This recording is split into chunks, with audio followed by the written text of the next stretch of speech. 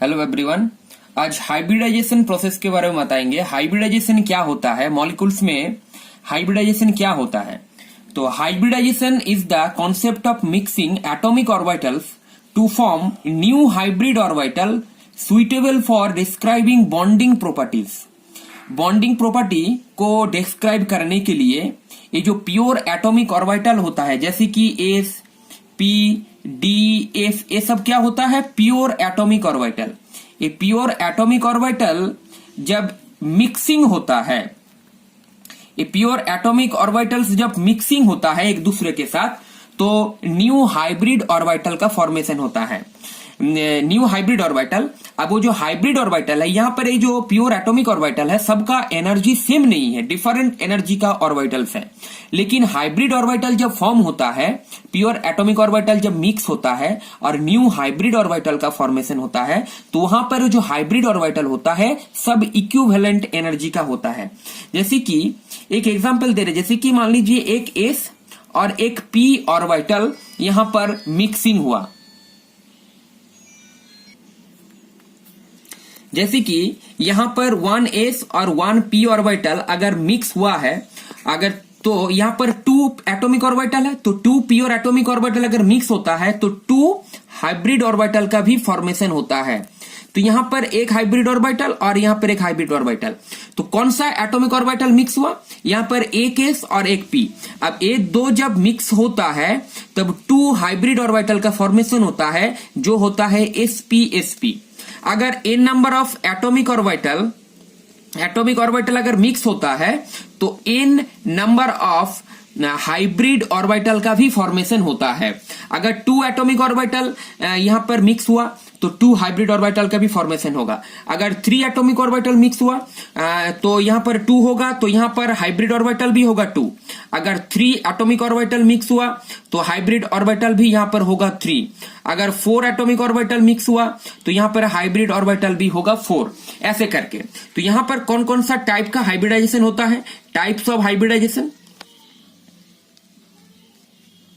अब कौन कौन सा हाइब्रिडाइजेशन होता है अब वही बताएंगे। जैसे कि एक sp3 टाइप का हाइब्रिडाइजेशन होता है, तो sp3 हाइब्रिडाइजेशन में 1s ऑर्बिटल पार्टिसिपेट किया है और 3p ऑर्बिटल पार्टिसिपेट किया है। यहां पर 1s ऑर्बिटल और 3p ऑर्बिटल यहां पर मिक्स हुआ है, तो यहां पर sp3 हाइब्रिड ऑर्बिटल का फॉर्मेशन हुआ है। और यहां पर sp2 हाइब्रिडाइजेशन होता है, जहां पर 1s और 2p ऑर्बिटल का यहां पर मिक्सिंग हुआ है। जैसे कि sp में क्या होता है, 1s ऑर्बिटल का और 1p ऑर्बिटल का यहां पर मिक्सिंग हुआ है। ऐसे ही sp3d भी होता है। sp3d में 1s ऑर्बिटल, 3p ऑर्बिटल और 1d ऑर्बिटल यहां पर मिक्सिंग हुआ है। ऐसे sp3d2 भी होता है, sp3d2। तो यहां पर 1s अब 3p प्लस यहां पर 2d ऑर्बिटल का मिक्सिंग हुआ है।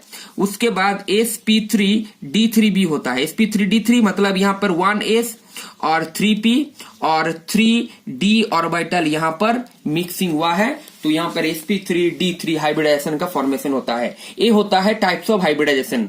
अब ये बहुत सारा मॉलिक्यूल्स डिफरेंट हाइब्रिडाइजेशन फॉर्म करते हैं मॉलिक्यूल्स के हिसाब से।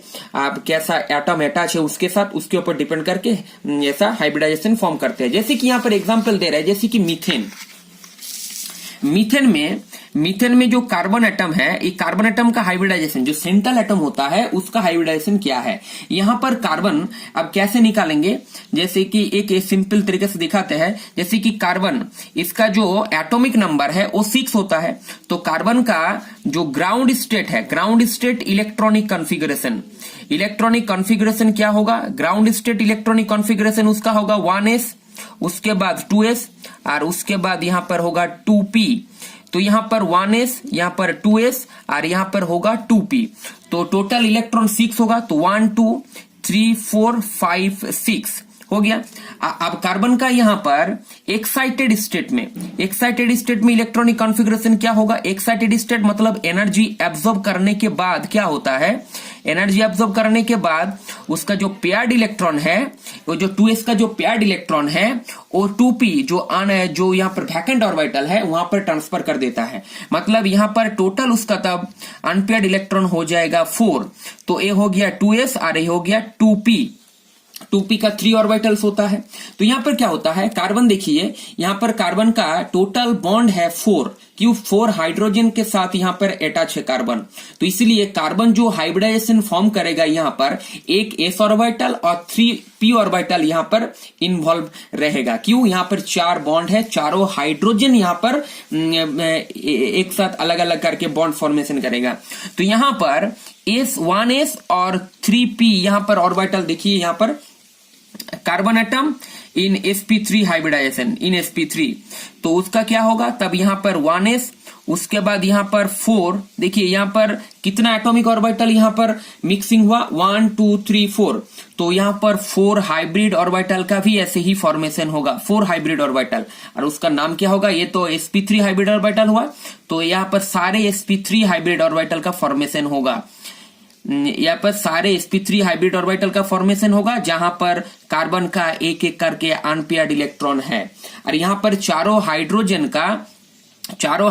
का यहाँ पर इलेक्ट्रॉन ऐसे पेयर्ड होगा, चारों हाइड्रोजन का इलेक्ट्रॉन ऐसे यहाँ पर पेयर्ड होगा, पेयर्ड करके यहाँ पर बॉन्ड फॉर्मेशन होता है कार्बन का, यहाँ पर CH बॉन्ड फॉर्मेशन ऐसे होता है। तो कार्बन का sp3 हाइब्रिड ऑर्बिटल के साथ, जैसे कि हम बताते हैं कार्बन का sp3 हाइब्रिड ऑर्बिटल के साथ हाइड्रोजन का कौन सा एटॉमिक ऑर्बिटल पार्टिसिपेट किया, यहाँ पर एक कार्बन का sp3 हाइब्रिड ऑर्बिटल है, एक कार्बन का sp3 हाइब्रिड ऑर्बिटल है, एक कार्बन का sp3 हाइब्रिड ऑर्बिटल है, एक कार्बन का sp3 हाइब्रिड ऑर्बिटल है, और हाइड्रोजन का 1s ऑर्बिटल में इलेक्ट्रॉन है, मतलब ओ 1s ऑर्बिटल ए वाला, ये हाइड्रोजन का 1s ऑर्बिटल यहाँ पर ओवरलैप हुआ, ये हाइड्रोजन का 1s ऑर्बिटल यहाँ पर ओवरलैप हुआ, यहाँ पर हाइड्रोजन का 1s ऑर्बिटल यहाँ पर ओवरलैप हुआ, और यहाँ पर हाइड्रोजन का 1s ऑर्बिटल यहाँ पर ओवरलैप हुआ।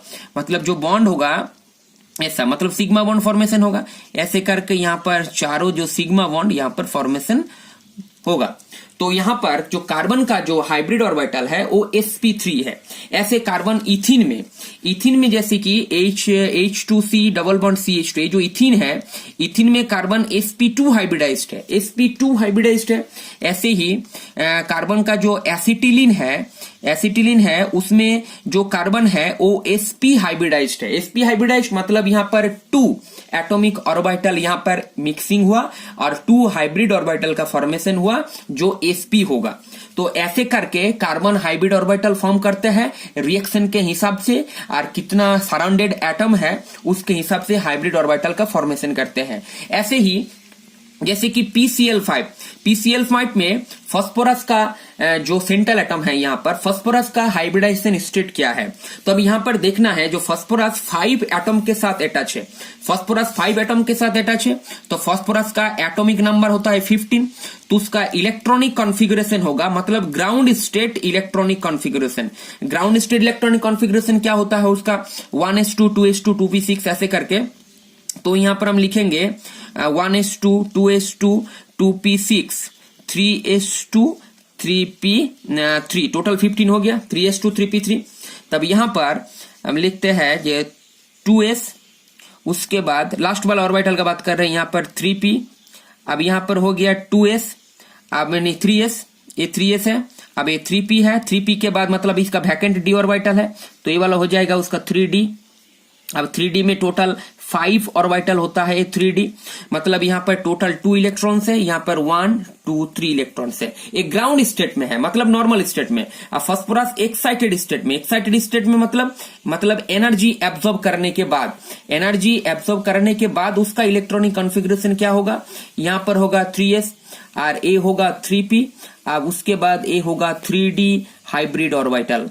अब यहाँ पर जो 3d हाइब्रिड ऑर्बिटल है और यहाँ पर जो 3p है और यहाँ पर जो 3s है, अब यहाँ पर देखिए एनर्जी एब्जॉर्ब करने के बाद फास्फोरस का जो पेयर्ड इलेक्ट्रॉन है वो अनपेयर्ड कर देता है, मतलब d ऑर्बिटल में उसको ट्रांसफर कर देता है, मतलब टोटल उसका तब अनपेयर्ड इलेक्ट्रॉन हो जाएगा कितना 5, तो 5 अनपेड इलेक्ट्रॉन से वो 5 क्लोरीन के साथ वो बॉन्ड बना सकता है, इसलिए 5 अनपेड इलेक्ट्रॉन करते हैं। अगर 3 चाहिए, अगर PCl3, जो PCl3 मॉलिक्यूल्स होता है, PCl3 में और इसको एक्साइटेड स्टेट में जाने की जरूरत नहीं है, क्यों? ऑलरेडी उसका 3 अनपेड इलेक्ट्रॉन है, तो 3 अनपेड इलेक्ट्रॉन के साथ वो क्लोरीन के साथ बॉन्ड बना सकता है। अगर उसका चाहिए मॉलिक्यूल के हिसाब से कितना बॉन्ड बनेगा, उसके हिसाब से ये हाइब्रिडाइजेशन फॉर्म करते हैं। तो यहां पर देखिए sp3 और D, 1s 3p और एक D ऑर्बिटल यहां पर इन्वॉल्वमेंट हुआ, मिक्सिंग हुआ। तो फास्फोरस इन sp3d हाइब्रिडाइजेशन में क्या होगा उसका, यहां पर sp3d कितना हाइब्रिड ऑर्बिटल होगा, यहां पर 1 2 3 4 5 एटॉमिक ऑर्बिटल पार्टिसिपेट किया, तो 5d ऑर्बिटल भी यहां पर फॉर्मेशन होगा, 5d ऑर्बिटल यहां पर फॉर्मेशन होगा, 2 3 4 5। तो ये सब कौन सा होगा, sp3d, ये भी sp3d, ये भी sp3d, मतलब सारे sp3d हाइब्रिड ऑर्बिटल, मतलब इक्विवेलेंट एनर्जी के सारे ऑर्बिटल का यहां पर फॉर्मेशन होगा। और यहां पर चारों जो अनहाइब्रिडाइज्ड ऑर्बिटल है d का, वो रह जाएगा। तो इस sp3d ऑर्बिटल के साथ क्लोरीन का जो ऑर्बिटल है उसके ओवरलैप होगा और यहां पर PCl5 का बॉन्ड बनेगा। ठीक है, ऐसे करके हाइब्रिडाइजेशन प्रोसेस होता है। ये डिफरेंट टाइप का जो हाइब्रिडाइजेशन है, वो डिफरेंट टाइप का हाइब्रिडाइजेशन भी ऐसे करके ही बनते हैं। और हाइब्रिडाइजेशन से एक चीज जान सकते हैं, जो मॉलिक्यूल्स है, मॉलिक्यूल्स का शेप क्या होगा, जियोमेट्री क्या होगा, वो हाइब्रिडाइजेशन से भी जान सकते हैं। जैसे कि sp3 अगर सेंट्रल एटम का हाइब्रिडाइजेशन हुआ तो वो मॉलिक्यूल्स टेट्राहाइड्रल जियोमेट्री का होगा। अगर sp2 हुआ वो स्क्वायर हो जाएगा, ट्राइगोनल प्लेनर हो जाएगा। अगर sp हुआ वो लीनियर हो जाएगा, sp3d हुआ वो ट्राइगोनल बाइपिरामिडल होगा, sp3d2 हुआ तो ऑक्टाहाइड्रल होगा, sp3d3 होगा तो पेंटागोनल बाइपिरामिडल होगा। मतलब ऐसे करके हाइब्रिडाइजेशन से भी जियोमेट्री भी जान सकते हैं और हाइब्रिडाइजेशन की बॉन्डिंग प्रॉपर्टीज के बारे में डिस्क्राइब कर सकते हैं। ठीक है, तो ये होता है हाइब्रिडाइजेशन प्रोसेस। Thank you.